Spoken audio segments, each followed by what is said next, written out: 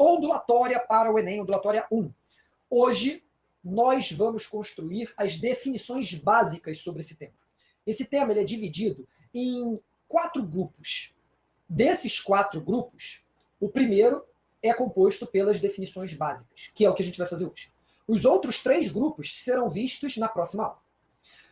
E aí você fala assim, caramba, por que não dividiu 2 e 2? Porque quando a gente faz um bom trabalho com as definições básicas, entender os outros 3 grupos é simples, é fácil. Os outros 3 grupos envolvem os fenômenos ondulatórios, né? Então a gente vai ver ali ressonância, vai ver polarização, vai ver reflexão, vai ver refração. Então, fenômenos ondulatórios. O outro grupo envolve ótica, que é o trabalho da luz, então é a aula de ondulatória focada na luz. E por último, acústica, que é a aula de ondulatória focada no som. Esses 3 grupos estão na aula de ondulatória 2. Hoje a gente vai trabalhar apenas as definições básicas. Cara, não assiste ondulatória 2 sem um estudo firme sobre ondulatória 1. Não tenta focar em fenômenos ondulatórios, por exemplo, que é o que muita gente gosta de estudar sobre ondulatória, sem você ter construído a base, a definição de base, que é o que a gente vai ver nesse tópico hoje, nessa aula de hoje, tá bom? E aqui está a sua linha do tempo.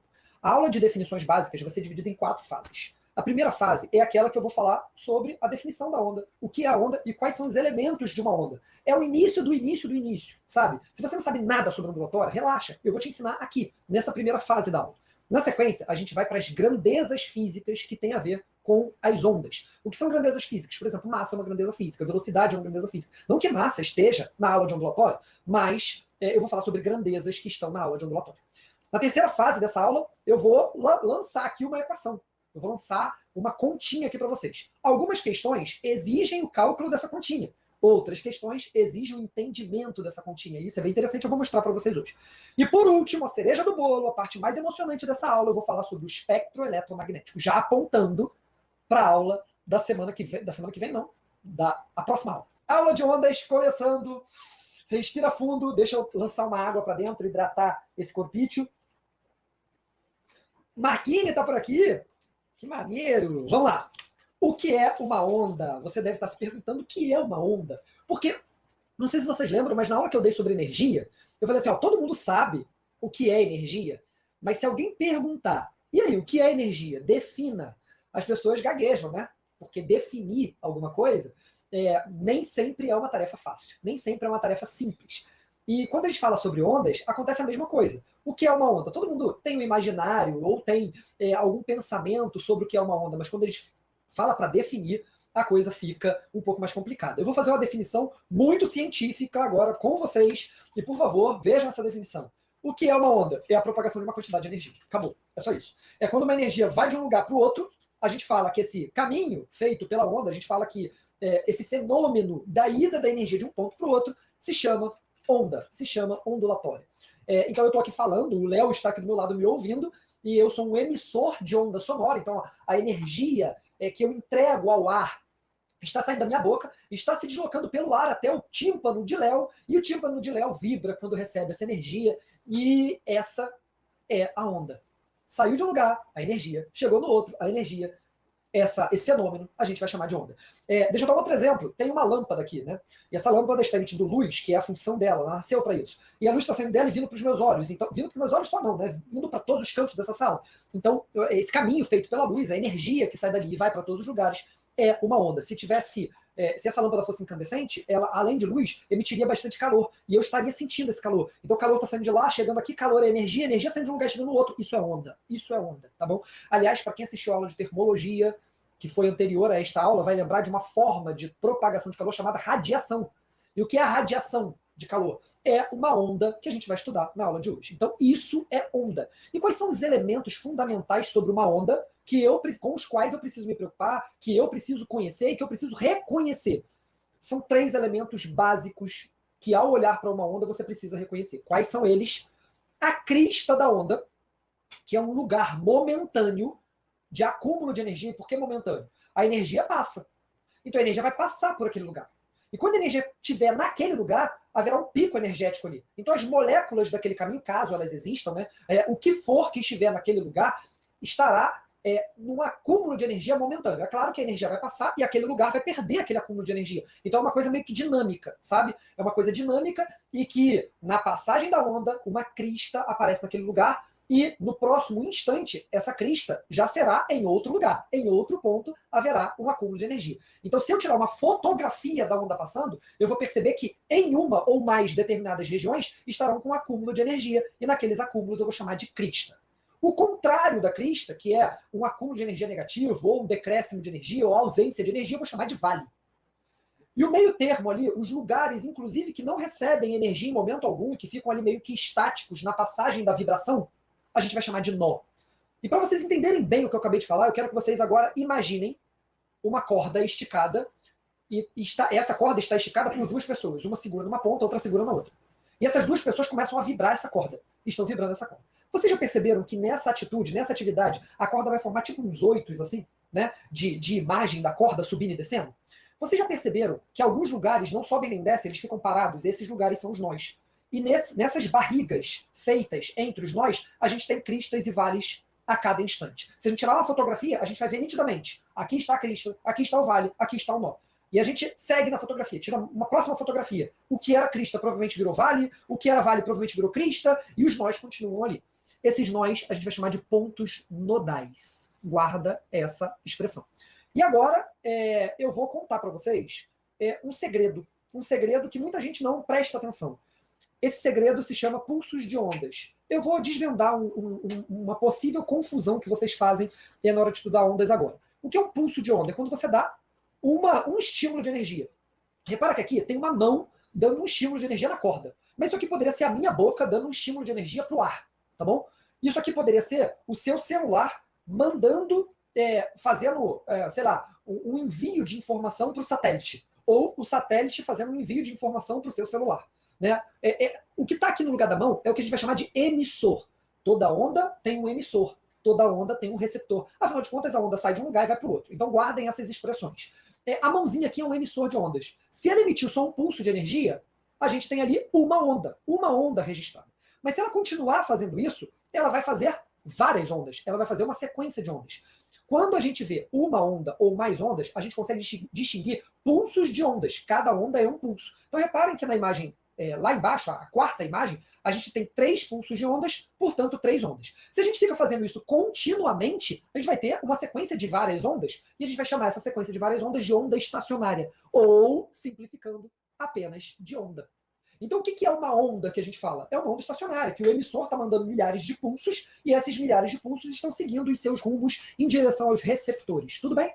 Guardaram essa informação? É para desvendar um pensamento bem legal sobre ondas, para a gente alinhar o raciocínio. Agora, olha que interessante, né? Eu tô falando aqui, o Léo tá me ouvindo, vocês estão me ouvindo daí. Eu tô mandando só um pulso de onda? Não, eu tô mandando zilhares de pulsos de ondas aqui, e esses zilhares de pulsos de ondas configuram uma sequência quase que interminável de ondas, da minha boca até o ouvido do Léo. A gente chama isso de uma onda estacionária, e essa onda estacionária a gente vai chamar de onda. Só onda, beleza? Então é isso.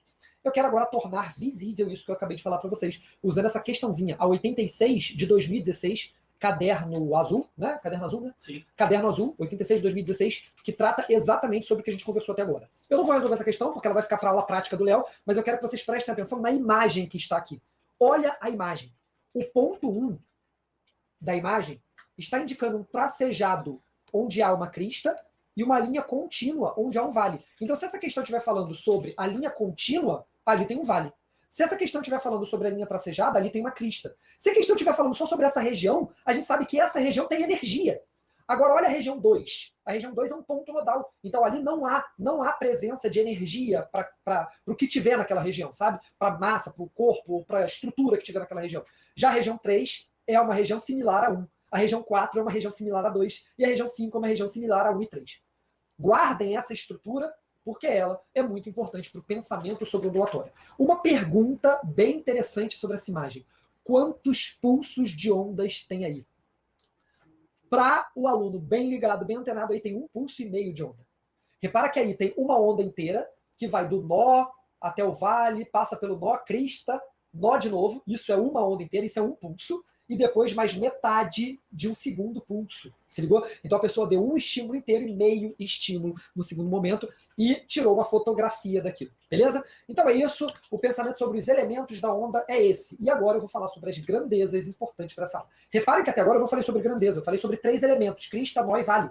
Eu falei sobre a onda e sobre os seus elementos. Agora eu vou falar sobre grandeza. E o que é grandeza para essa aula? Velocidade. Velocidade é uma grandeza dessa aula. Se a onda sai de um lugar, chega no outro, ela percorre uma distância. E ela faz isso num tempo. Distância e tempo, velocidade. A segunda grandeza dessa aula a gente vai chamar de frequência. E essa é uma grandeza muito importante para o nosso aprendizado. E a última grandeza é o comprimento de onda, que também é uma grandeza muito importante. Eu vou fazer aqui um apêndice. Eu não coloquei esse apêndice nessa apresentação de vocês, mas ele é bem legal, ele é bem interessante. Não é extremamente importante, mas ele é bem interessante. Eu quero falar sobre ele paralelo ao que vocês estão vendo aqui. Existe uma quarta grandeza que se chama amplitude da onda, que muitas vezes os vestibulandos confundem com o comprimento de onda. Voltando aqui na imagem da onda, deixa eu voltar aqui. Voltando aqui na imagem da onda, vocês devem ter percebido que além de crista, vale e nó, o nó nem está descrito aqui nessa imagem, mas além de crista, vale e nó, nessa imagem tem um azinho que indica amplitude. Repara que a amplitude é uma distância dessa linha média até a crista ou até o vale, né? Essa amplitude indica a intensidade de energia que está sendo propagada naquela onda. Eu quero que vocês assimilem amplitude ao volume do rádio ou ao volume da voz. Quando eu falo com mais intensidade uma mesma nota musical, eu estou aumentando a amplitude da onda que eu estou emitindo. Agora, se eu pego essa mesma nota musical, e a mesma nota musical indica que se eu emito 2 vezes a mesma nota musical, isso é sinal de que essas 2 ondas têm formatos iguais. Guarda isso que depois eu desvendo um pouquinho mais sobre isso. Agora, se uma dessas 2 ondas, que são de formatos iguais, tem mais volume, ela então tem maior amplitude do que a outra. Então, apesar dessas 2 ondas serem muito parecidas, uma tem mais amplitude do que a outra. Então, se eu vou falando baixinho, a mesma frase, eu vou diminuindo a amplitude. Se eu vou falando baixinho, a mesma frase, eu vou aumentando a amplitude. Eu falei agora a mesma frase 2 vezes, uma com mais volume, outra com menos volume, então eu alterei a amplitude. Rafael, fala um outro exemplo aí. Luz amarela. 2 lâmpadas que mandam luz amarela.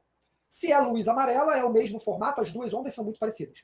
Mas uma dessas 2 lâmpadas está mandando um brilho mais forte, está brilhando mais. E se ela está brilhando mais, a amplitude da onda que ela está mandando é maior do que aquela que está brilhando menos. É a mesma onda, as 2 estão propagando a mesma onda, mas uma mais intensa do que a outra. Guardaram? Então, amplitude é isso. E por que eu falei sobre isso?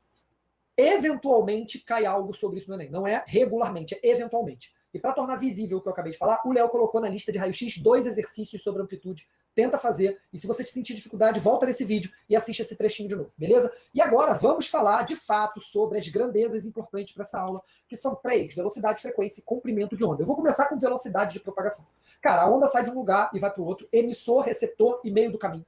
Ela percorre uma distância, faz isso num tempo, então ela tem velocidade. O curioso é que a velocidade de uma onda depende de 2 fatores. Quais são eles? Depende de quem é a onda, ou seja, 2 ondas iguais têm, a princípio, a mesma velocidade. Mas depende de um segundo fator, que é o meio de propagação. Ou seja, 2 ondas iguais poderiam ter a mesma velocidade, elas têm a mesma velocidade quando estão se propagando no mesmo meio. Mas se eu coloco elas em meios diferentes, provavelmente as velocidades ficarão diferentes. Se eu tenho ondas diferentes, mesmo que estejam no mesmo meio, elas têm velocidade diferente. Ondas diferentes em meios diferentes, obviamente, têm velocidade diferente. Ou seja, a velocidade de propagação de uma onda depende do meio em que ela está se propagando e também da natureza da onda, ou seja, de quem é a onda. Para exemplificar isso, eu trouxe 2 ondas muito famosas aqui para vocês. Quais são elas? O som. O som é uma onda extremamente famosa. A maioria de vocês deve até saber qual é a velocidade do som. É o famoso 340 metros por segundo. Mas você não pode se ater a isso. Qual é a velocidade do som? 340 metros por segundo. Falou besteira. Porque essa é a velocidade do som no ar. E olha que curioso e interessante. A velocidade do som na água é cerca de 1.400 metros por segundo. Repararam que houve um aumento da velocidade do som quando eu aumentei a densidade do meio? Se ligou? Guarda isso, que em outro momento a gente vai falar um pouquinho mais sobre esse detalhe. Agora eu vou falar sobre a segunda onda muito famosa, é a luz. A maioria de vocês também já ouviu falar sobre a velocidade da luz. E a velocidade da luz é o famoso 3 vezes 10 à oitava. Mas você não pode se ater a isso. A velocidade da luz é 3 vezes 10 à oitava quando ela está no vácuo. Ou a gente aproxima para o ar. Tá certo que no vácuo eu tenho muito menos densidade do que no ar, né? Mas a gente julga que é uma coisa só. Tanto no ar quanto no vácuo, a luz tem a velocidade máxima, que é a maior velocidade que existe no universo, que é o 3 vezes 10 oitava metros por segundo. Mas, olha o que acontece quando você propaga a luz na água. Ela vai a 2,2 vezes 10 a oitava metros por segundo, ou seja, ela diminui a velocidade. E olha que curioso, a luz, no aumento da densidade, diminuiu a velocidade. Foi? Então o Sol aumentou a velocidade no aumento da densidade e a luz diminuiu a velocidade no aumento da densidade. Beleza? Rafael tem que decorar esses valores? Óbvio que não. Mas eu gostaria que vocês naturalizassem o 340 e o 3 vezes 10 oitava, caso ainda não tenham naturalizado. Naturalizar é diferente de decorar. Naturalizar é quando você sabe, porque você sabe, sem uma explicação óbvia para isso. E decorar é algo momentâneo. Você sabe naquele momento e não vai saber daqui a 2 momentos. Beleza? Então naturalizem isso. Agora eu vou falar sobre uma outra grandeza. É a grandeza sobre a qual eu mais gosto de falar. Eu vou até me controlar aqui para não levar muito tempo, estou de olho aqui no relógio, porque é emocionante falar sobre a frequência. Afinal de contas, o que é a frequência? Frequência é um tempo. Né? Não é um tempo bem, não é bem um tempo. Deixa eu melhorar isso. Frequência é uma coisa que tem a ver com o tempo. É o número de coisas que você faz num determinado tempo. Por exemplo, você toma 3 banhos por dia. Isso é frequência. Né? Ou você toma 1 banho por dia. Isso é frequência. Ou você toma 1 banho por semana, isso também é frequência. Bem, muito boa. É bem fedorenta, mas é uma frequência. O que é frequência quando o assunto é onda?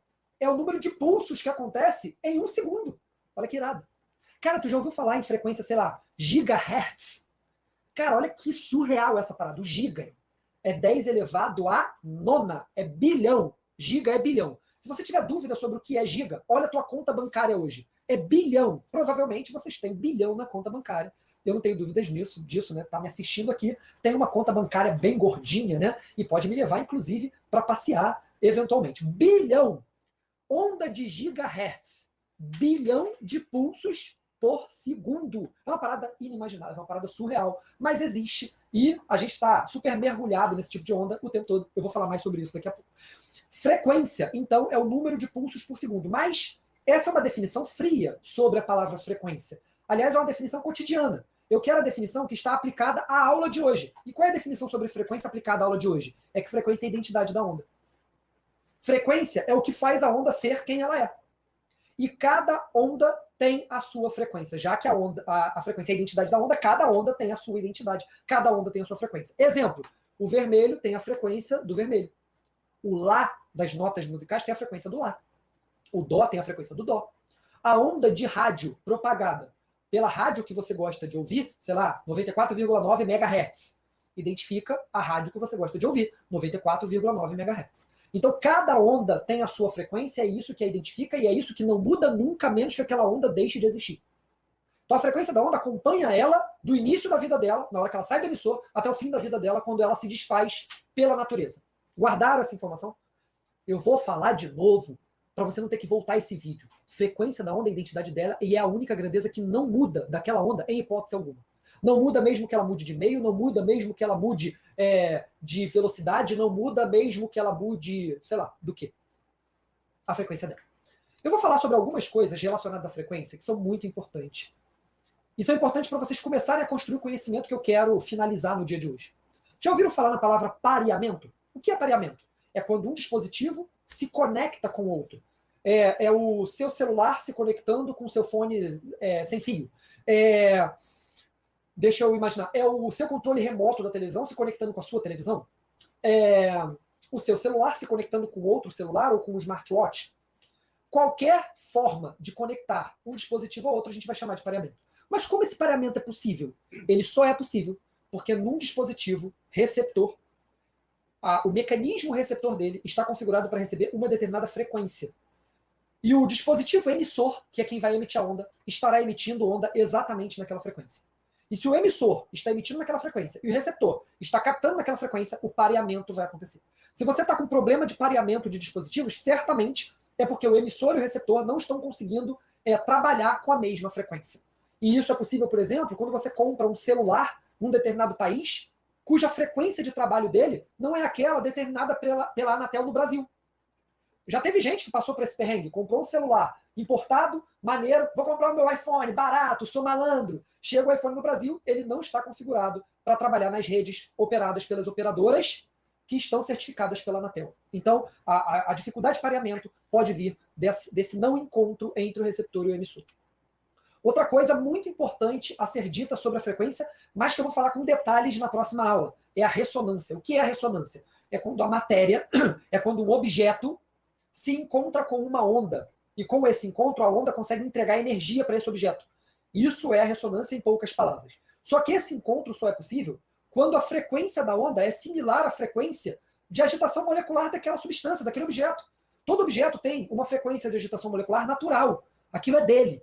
E se essa frequência é similar à frequência com que uma onda se propaga, o encontro entre eles é inevitável. E nesse encontro a onda entrega energia para a substância. E você já ouviu falar sobre isso vendo alguma coisa que você colocou no micro-ondas esquentar. O micro-ondas está ali emitindo uma onda. Essa onda tem uma frequência de vibração similar à vibração natural da água.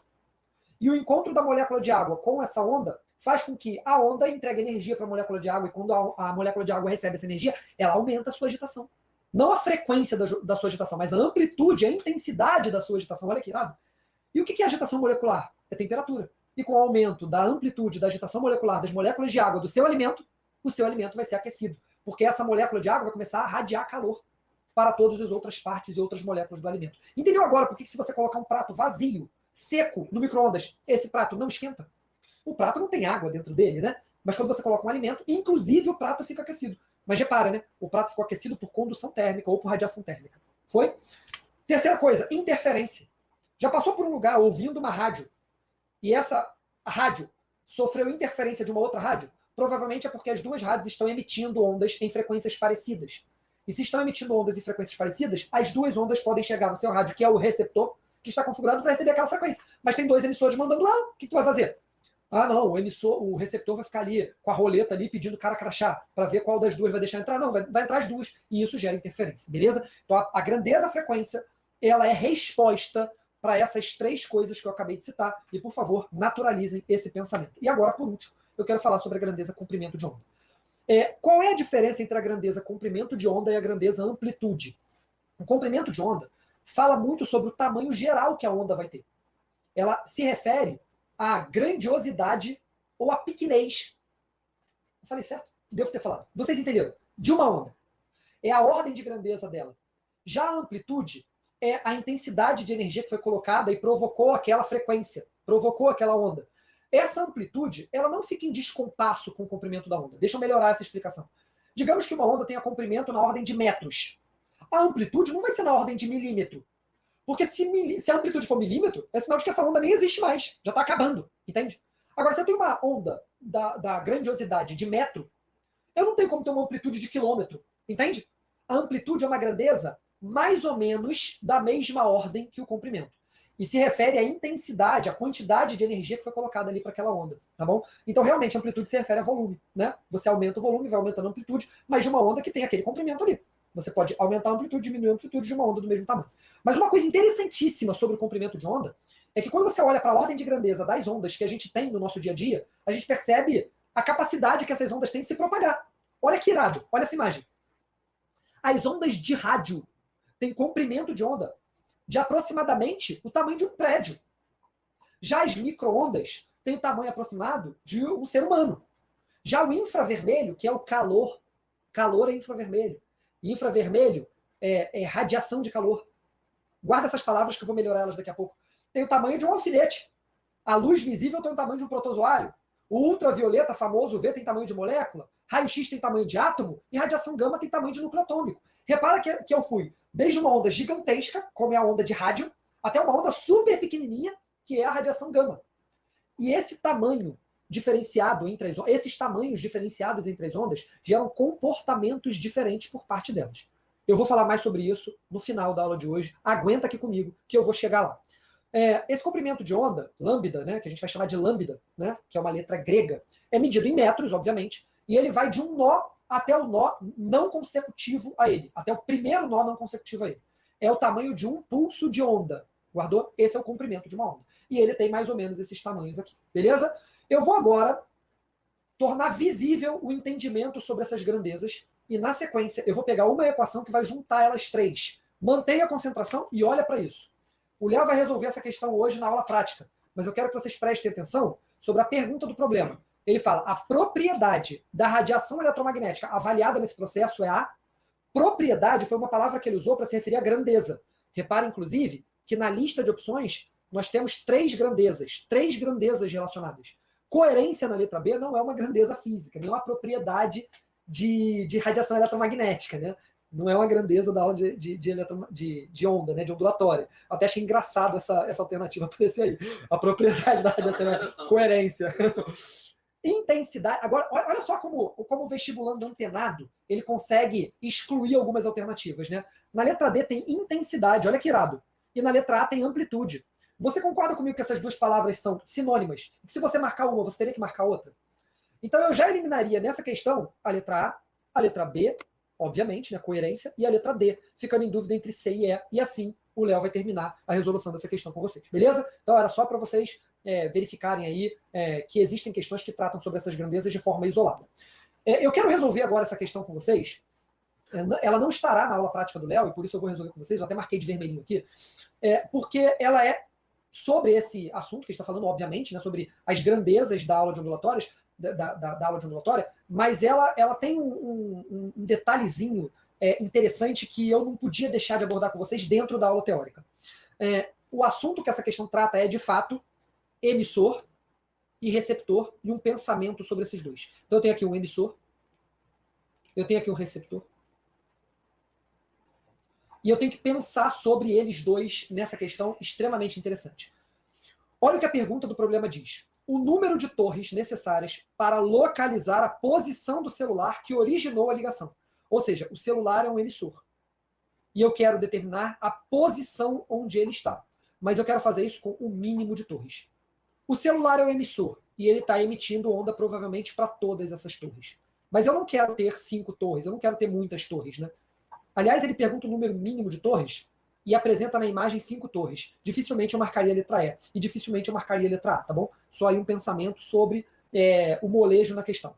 Então eu tenho o celular como emissor emitindo onda para antenas, mas eu quero encontrar a posição dele.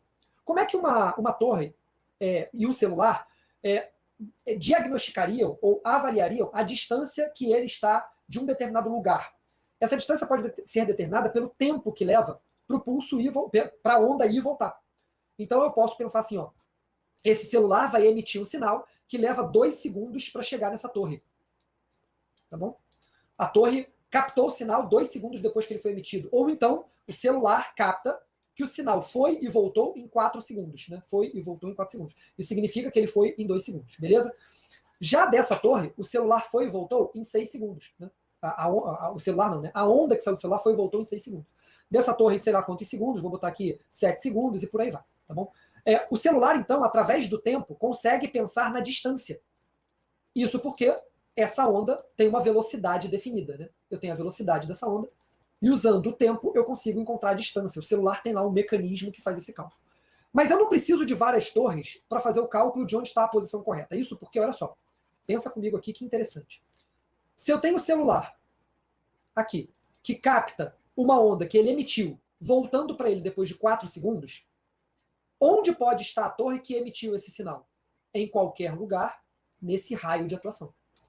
Em qualquer lugar nesse raio, eu posso ter uma torre que captou o sinal e retransmitiu ele, de modo que a onda demorou 4 segundos para ir e voltar. Porque eu estou trabalhando com tempo. Mas repara que se eu tenho um outro sinal que foi e voltou, demorando 6 segundos para retornar, então eu tive um outro sinal que demorou 6 segundos para retornar. Onde pode estar essa outra torre que demorou 6 segundos? Essa outra torre está um pouquinho mais distante, né, do celular. Mas ela está um pouquinho mais distante, de modo que ela pode estar numa região um pouquinho mais distante ali do celular. Mas repara que se o primeiro sinal levou 4 segundos e o segundo sinal levou 6 segundos, é sinal de que que o celular está... Opa, caraca. Peraí, deixa eu melhorar aqui. É sinal de que esse celular só pode estar em 2 posições distintas. Deixa eu melhorar aqui a percepção de vocês. Torre 1 e Torre 2. Celular aqui nessa região. Deixa eu nomear com as próprias torres que estão aqui. Vou nomear Torre 1 e Torre 2. Repara, é porque essas torres elas estão muito perto do celular e está ficando difícil de eu direcionar isso. Eu vou melhorar assim. Ó. O sinal foi e voltou em 4 segundos de uma só torre. Então, esse sinal pode ter vindo dessa região aqui, de qualquer um ponto dessa região aqui. Já o outro sinal demorou 6 segundos para ir voltar. Logo, o celular pode estar em 2 pontos dessas duas regiões. Se eu pegar uma terceira torre, eu consigo distinguir qual desses 2 pontos exatamente, em qual desses 2 pontos exatamente está o celular. O nome disso é triangulação do sinal. Na triangulação do sinal, 3 torres são necessárias para definir de onde exatamente está partindo o sinal. Porque uma torre capta um sinal que pode estar vindo de uma região circunferencial a ele. A segunda torre identifica 2 pontos onde aquele celular pode estar, porque eu tenho 2 torres recebendo sinais em tempos distintos. E uma terceira torre consegue distinguir se o sinal está vindo de um ponto mais perto ou se o sinal está vindo de um ponto mais longe. Eu agora, no final, fiz uma explicação aqui baseada na minha movimentação de braços, porque olhando para a imagem estava ficando meio confuso. Então, ignora um pouquinho aquele primeiro passo de explicação e tenta se concentrar nesse último passo de explicação. Inclusive nesse ponto da última torre, que é a chave para o negócio. A última torre vai captar. O sinal está vindo, está levando 2 segundos para chegar em mim ou está levando 7 segundos para levar em mim? Porque eu tenho 2 pontos aqui distintos de onde pode estar vindo o sinal, que são as 2 posições possíveis para o celular de acordo com as 2 primeiras torres. Se o sinal está demorando só 2 segundos, é sinal de que ele está aqui. Se o sinal está demorando 7 segundos, é sinal de que ele está aqui. O nome disso é triangulação de sinais, e por isso a resposta para essa questão é 3 torres, beleza? Desculpa se for um pouco confusa essa explicação, depois eu posso falar um pouco mais sobre isso, e o Léo pode ajudar também um pouquinho na aula prática, beleza? Vamos seguir para a fórmula dessa aula. Essa fórmula reúne as 3 grandezas que a gente discutiu até agora. Velocidade, lambda e frequência. Reparem nessa equação que essas 2 grandezas finais, lambda e frequência, estão numa multiplicação. E elas estão numa multiplicação isolada do outro lado, que é a igualdade velocidade. O que significa isso em termos matemáticos? Isso significa que se eu tenho 2 ondas diferentes que estão com a mesma velocidade, o lambda e a frequência delas duas são inversamente proporcionais. Ou seja, se eu tenho 2 ondas de luz, por exemplo, uma vermelha e a outra azul, são 2 ondas de luz viajando pelo ar. Então elas têm a mesma velocidade, pelo que eu te expliquei lá na parte de velocidade. 2 ondas de luz de luzes diferentes. Se são luzes diferentes, tem frequências diferentes. Mas tem velocidades iguais, porque são 2 ondas da mesma natureza viajando no mesmo meio. Qual é a conclusão que a gente tira sobre isso? Se as frequências são diferentes, mas as velocidades são iguais, o comprimento de onda também é diferente. Frequência é diferente, velocidade igual, o lambda é diferente. Só que essa diferença para o lambda é de inversamente proporcional. Ou seja, dessas 2 ondas, aquela que tem maior frequência vai ter o menor tamanho. E isso é total interessante, até porque vocês vão guardar uma informação que eu vou te dar agora. Todas as ondas eletromagnéticas, e vocês vão entender o que é onda eletromagnética na próxima parte da aula, toda onda eletromagnética viajando no mesmo meio tem a mesma velocidade, que é o 3 vezes 10 ao oitava metro por segundo, que é a velocidade que a gente deu para a luz. A luz é uma onda eletromagnética, e assim como ela, todas as outras ondas eletromagnéticas viajando no mesmo meio têm sempre a mesma velocidade. Então, se eu pego uma onda de rádio, que também é uma onda eletromagnética, ou uma onda infravermelho, que também é uma onda eletromagnética, ou uma onda de luz, todas elas viajando pelo ar, todas elas terão a mesma velocidade. Mas olha uma coisa interessante. Se elas têm a mesma velocidade, mas são ondas diferentes, elas têm frequências diferentes. E, por consequência disso, terão lambdas diferentes. E essa relação entre o lambda e a frequência é de inversamente proporcional, como eu já salientei para vocês. E na próxima parte da aula, quando a gente falar sobre frequências de ondas eletromagnéticas, vocês vão ver o impacto que tem uma onda ser grandona ou uma onda ser pequenininha. Guarda aí, aguenta aí que eu já vou chegar lá. Mas antes de chegar lá, eu quero que vocês olhem para essa questão. Reparem que essa questão, ela é de cálculo. Como é que você identifica que essa questão é de cálculo? Vejam que as alternativas são numéricas. E vejam que no meu texto eu tenho números. E vejam que na minha pergunta eu tenho uma grandeza física. E é uma grandeza da aula de ondulatória. Viu uma grandeza da aula de ondulatória na questão? Lembra do V igual a lambda F. Beleza? Eu vou até apagar aqui, porque provavelmente essa equação vai aparecer. Lembrando do V igual a lambda F aqui, você vai identificar na equação qual dessas 3 grandezas ele está pedindo. Ele está pedindo F.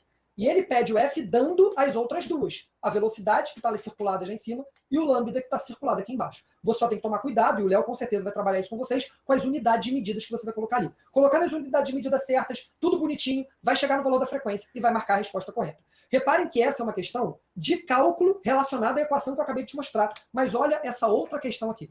Ela não é de cálculo. E como é que você percebe que ela não é de cálculo? Nas alternativas, eu só tenho palavras. Tá vendo? Só que olha que interessante. A palavra menor apareceu. Menor é um símbolo matemático. Se eu tenho x menor que y, eu tenho uma equação matemática aqui. E se eu tenho uma equação matemática, isso aqui é um pensamento de proporção. Ou então um pensamento de desigualdade.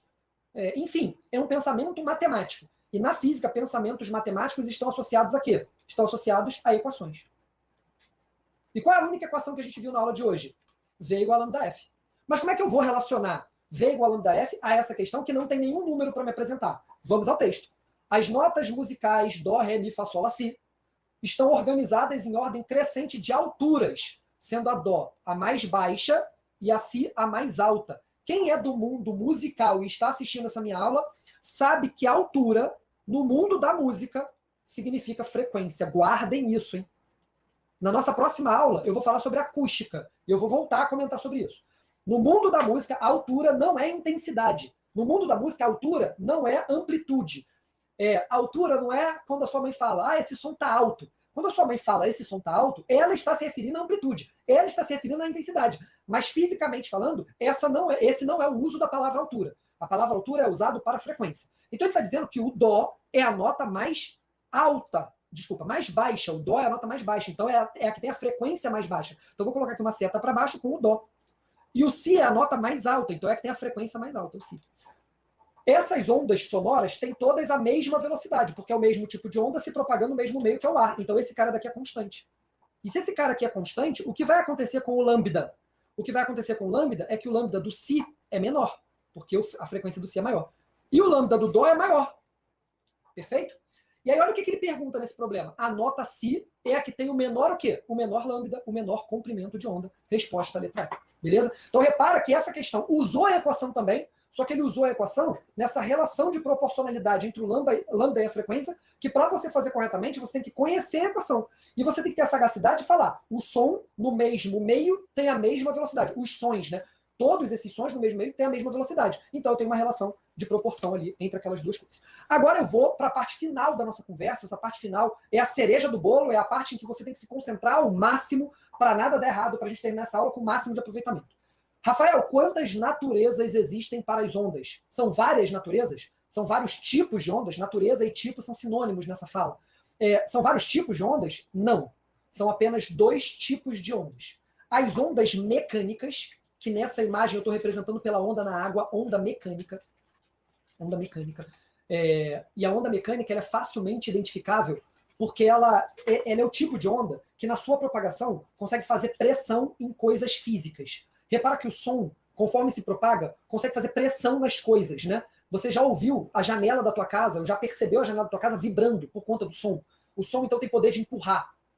A onda da água também tem poder de empurrar, tem poder de fazer coisas subirem e descer. A onda na corda também tem esse poder. Isso é onda mecânica.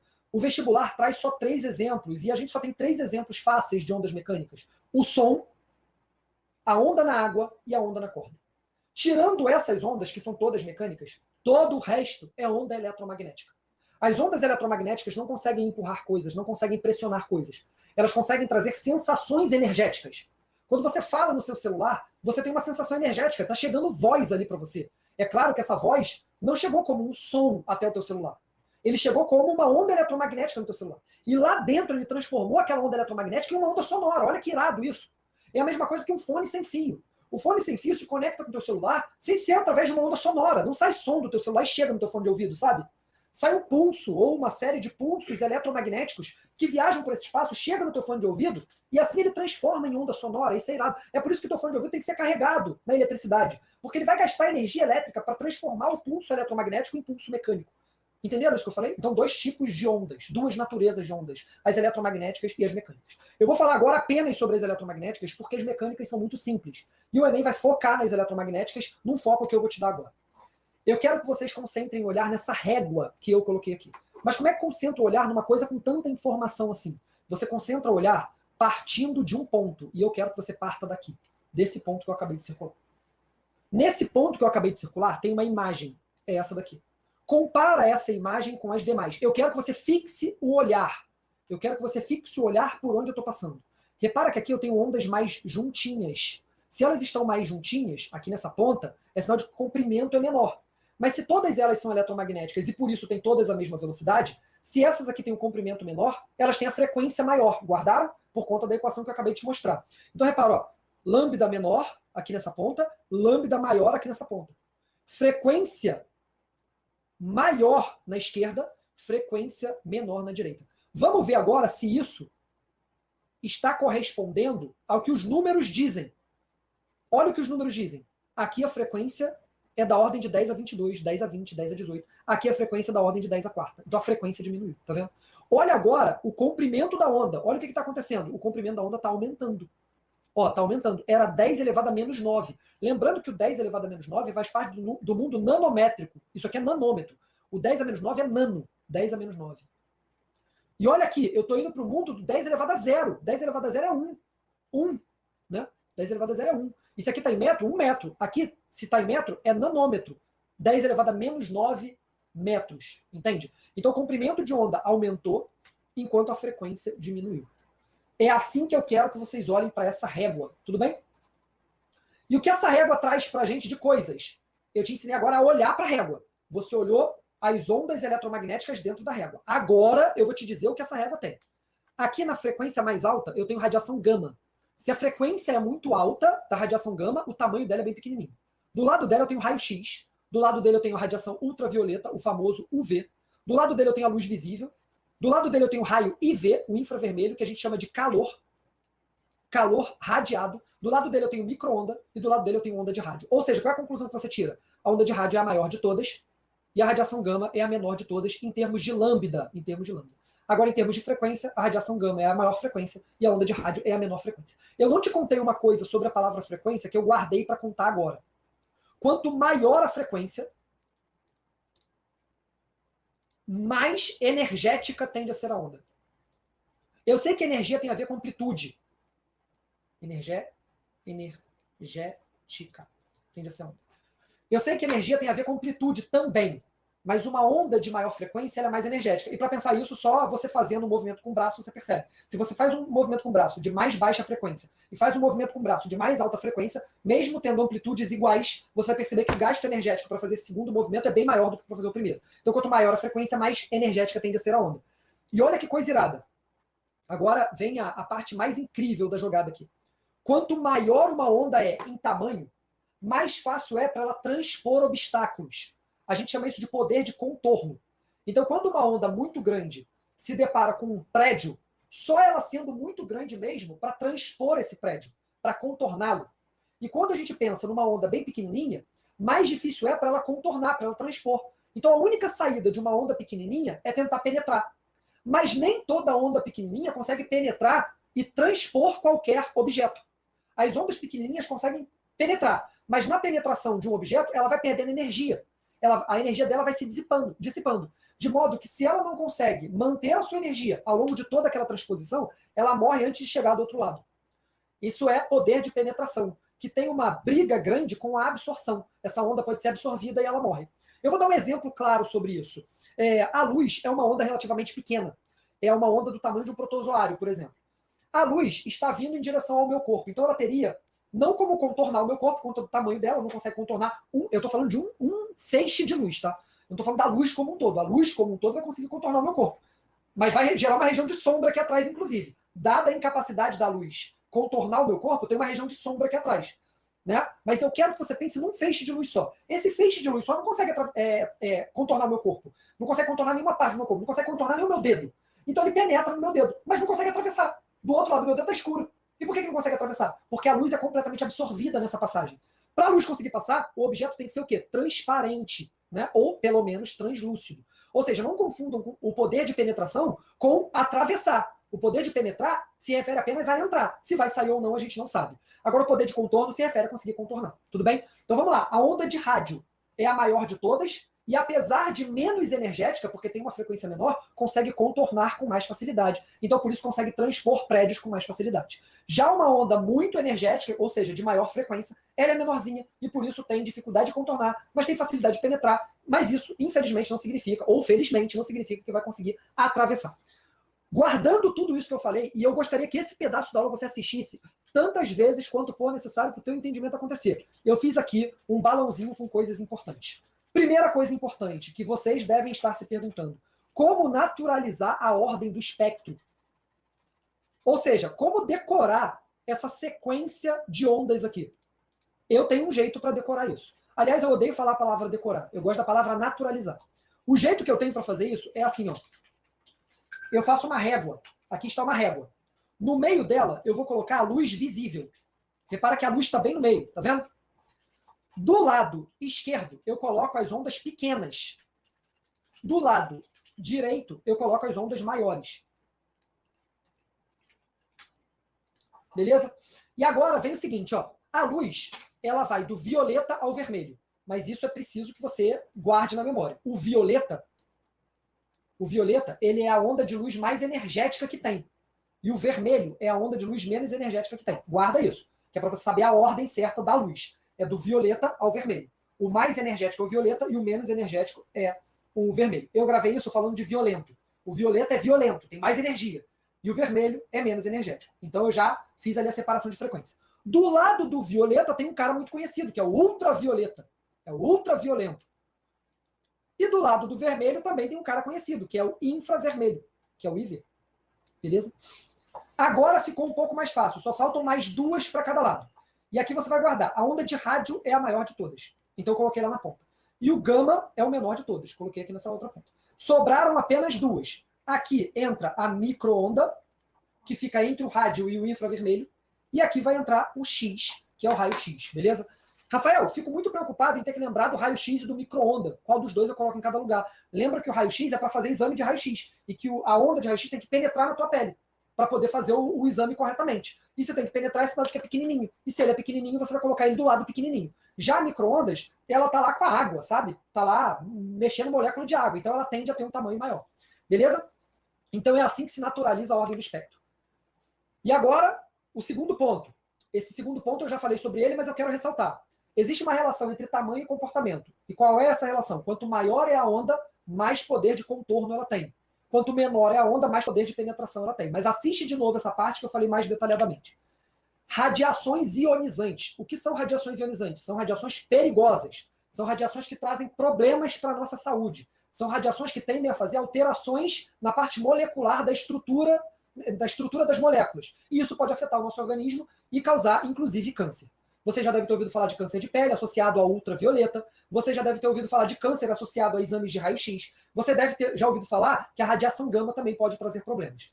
E, de fato, toda radiação que causa câncer é aquela que consegue penetrar no nosso corpo. E as radiações que conseguem penetrar, que ganham o status de radiação ionizante, são aquelas que estão à esquerda da luz. Então, somente essas radiações aqui têm poder de causar câncer. E aqui a gente já desfaz uma série de mitos que aparecem por aí. Qual é essa série de mitos? Primeiro, celular 5G causa câncer? Pô, o celular 5G opera em micro-onda. Então, não causa câncer. Aliás, toda rede de comunicação opera em rádio ou, no máximo, em micro-ondas. Aliás, operando em micro-ondas, em termos de comunicação, temos apenas duas, que é a 4G e a 5G. Todo o resto de comunicação opera em onda de rádio, tá bom? Então não causa câncer. Segundo mito que eu vou te fazer agora rapidinho, que meu tempo já acabou. Segundo mito muito, muito importante é o pirômetro, que mede a temperatura do corpo. O pirômetro, olha que coisa interessante, né? O pirômetro, ele mede a temperatura à distância porque ele recebe radiação infravermelho que vai do teu corpo. Aliás, que vai de todos os lugares para ele. O que é o pirômetro? É como se fosse um olho que, ao invés de captar luz visível, ele capta calor, que é o infravermelho. Ou seja, o pirômetro não manda nada para você, o pirômetro recebe. E ele recebe IV. Então não tem como nada ser cancerígeno através disso. E aí você vira para mim e fala, mas Rafael, tem aquele raiozinho vermelho que sai dele, ali tem coisa. Ali não tem nada, aquilo ali, se você está vendo, é luz. E se você está vendo luz visível, ela é mais do mesmo, é essa luz que está aqui ao teu redor. Ela é vermelha, ela está do lado ali do infravermelho. Para que ela serve? Para mirar. Ela é uma mira, tá bom? E agora, para fechar, casos importantes. IV versus UV. O ultravioleta é uma radiação ionizante. Ela causa câncer. E ela vem com o que o Sol manda pra gente. Só que ela é uma radiação bem pequenininha. Então a simples nuvem barra o UV. Agora, se eu estou num dia de céu aberto, o IV teria apenas um filtro, que seria a camada de ozônio. Mas com a destruição da camada de ozônio, ficou mais frequente o acesso da radiação UV ao nosso corpo. E isso é muito problemático, porque causa câncer real. O UV não causa queimadura, tá? Se você ficar ardido quando vai à praia em algum momento, essa ardência não é por conta do UV. Essa ardência é por causa do IV. O IV, que o Sol também manda pra gente, que é uma onda maior, que consegue, inclusive transpor nuvens, é a onda de calor. E a onda de calor desidrata a pele. Se ela desidrata a pele, causa estiramento na epiderme, e esse estiramento traz dor, que é o que a gente chama de ardência. E uma pegada aqui especial. O que um protetor solar tem que ter? Um protetor solar tem que ter hidratante, que é para hidratar a tua pele da desidratação causada pelo IV, para que você não fique ardido, e uma camada protetora para bloquear o UV. Assiste essa fala de novo, porque ela é muito importante. E aqui, uma dualidade entre onda de rádio e micro-ondas para falar sobre o 4G e o 3G, mas que eu já falei para vocês. Eu vou finalizar essa minha parte com um pouquinho de atraso aí, mas peço desculpas, inclusive, ao Léo e a vocês, mas eu quero apresentar só essa questãozinha aqui, que não está na aula prática do Léo, mas que ela foi muito controversa. Pensando no que eu acabei de falar sobre IV e UV, olha para essa charge. O Garfield está aqui torrando no sol. O que está chegando nele? Luz visível, ultravioleta e infravermelho. O céu está limpo, então essas 3 ondas estão chegando em grande quantidade para ele. Aqui tem uma fumacinha que denota calor. E ele está aparentemente sentindo ardido, tá vendo? Qual foi a onda que causou esse efeito mostrado na tirinha? A resposta correta deveria ser o infravermelho, porque é o infravermelho que causa essa sensação. No entanto, esse é o Enem, uma prova nacional que tenta conscientizar as pessoas sobre os perigos à saúde. Então, para essa questão, apesar de reconhecer que o que causou a queimadura no Garfield foi o infravermelho, que é o calor, eu gostaria que vocês, nesse tipo de caso, pensassem no ultravioleta, porque o Enem tem essa função social e, de fato, o gabarito foi ultravioleta. Tudo bem? Pessoal, desculpa o atraso. Muito obrigado pela participação de vocês nessa aula. Um beijo para todos.